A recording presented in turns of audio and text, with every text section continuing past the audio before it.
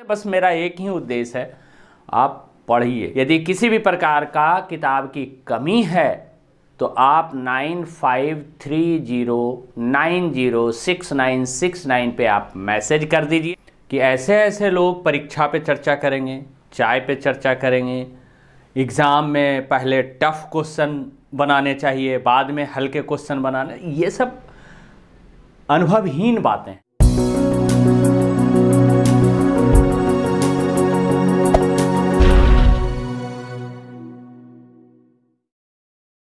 नमस्कार दोस्तों, मगध ज्ञान केंद्र में आप सभी का स्वागत है।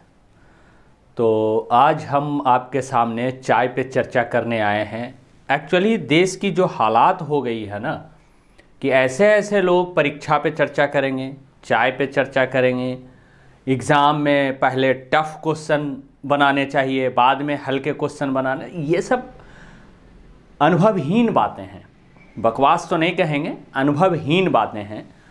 और आज हम आपके सामने काम की बात जो लेकर के आए हैं कि मगध ज्ञान केंद्र के पहल से और मेरे जो पर्सनल सहयोगी रहे, साथ में काम करने वाले रहे, दोस्त रहे, हमारे कोई बड़े अधिकारी रहे, हमारे साथ जो सीनियर हैं, बड़े मित्र हैं, जो एज में 15-15, 20-20 साल हमसे बड़े हैं, उन लोगों के सहयोग से और उन लोगों के सुझाव से मगध ज्ञान केंद्र नालंदा विधानसभा में 2 पुस्तकालय, छोटी छोटी पुस्तकालय, बहुत बड़ी नहीं है लेकिन हाँ किताबें सारी होंगे, तो उसकी शुरुआत हो गई है।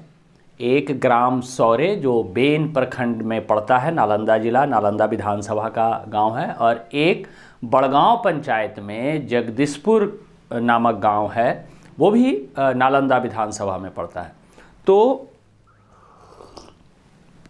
एक्चुअली बात ये करना है कि जो भी इच्छुक पाठक हैं, वैसे बच्चे जिनके माता पिता सभी किताबें नहीं खरीद पाते हैं, ऐसा नहीं है कि पैसे की कमी है, ऐसा भी होता है कभी कभी कि काम कुछ और आ जाते हैं तो बच्चों की पढ़ाई कहीं ना कहीं पीछे छूट जाती है। तो मेरा पूरा उद्देश्य है जगदीशपुर, जुआफरडी, निरपुर, जो एरिया है, इनायतपुर है, 52 बीघा है, आपको सौरे है, घूरन बीघा है, बेन, इन सभी इलाकों में मेरा पूरा टारगेट है कि मैं एक पढ़ाई का माहौल दे पाऊँ। और लोग सहयोग करने के लिए बहुत तैयार हैं। उनको सिर्फ ये चाहिए कि हाँ, उनका दान दिया गया पैसा ईमानदारी से खर्च हो रहा है कि नहीं, कहीं कोई बेईमानी तो नहीं, बस इतना ही मतलब रहता है। तो दाता की कमी नहीं है, बस हमारा इंटेंशन की भी कमी नहीं है, बस आप लोगों का साथ चाहिए कि आप उस पुस्तकालय का लाभ उठाएं। यदि किसी भी प्रकार का किताब की कमी है तो आप 9530906969 पे आप मैसेज कर दीजिए कि ये फलाना किताब चाहिए, अपना नाम, गांव का नाम और किस पुस्तकालय के लिए, जगदीशपुर के लिए या फिर सौरे के लिए। बाद में किताबें होते रहेगी, आप यहाँ भी ला सकते हैं, वहाँ भी ला सकते हैं। बस मेरा एक ही उद्देश्य है, आप पढ़िए।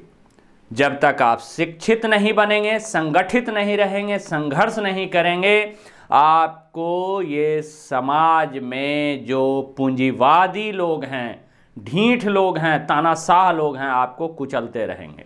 तो शिक्षित बनना बहुत ज़रूरी है। जब तक आप शिक्षित नहीं बनेंगे, संगठित नहीं रहेंगे और संघर्ष नहीं करेंगे। संघर्ष करने का मतलब क्या कि आपके पास वो सारी सुविधाएं नहीं है, लेकिन वो सुविधा को पाने के लिए आप 2 किलोमीटर दूर जा रहे हैं, 1 किलोमीटर दूर जा रहे हैं, आपके घर में सुविधा नहीं है तो पुस्तकालय पहुंच रहे हैं, कॉलेज जा रहे हैं, यूनिवर्सिटी जा रहे हैं, खैर, तो इन सभी को ही संघर्ष कहते हैं।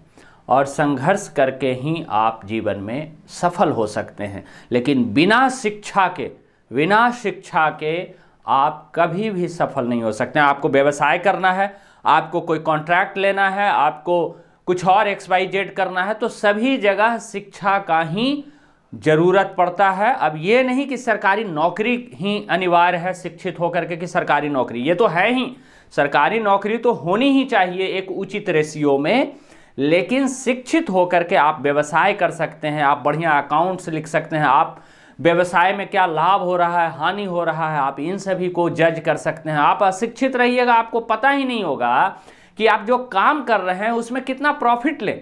तो शिक्षा बहुत जरूरी है और जगदीशपुर और शौर्य पुस्तकालय का उपयोग करें। जय हिंद, जय भारत।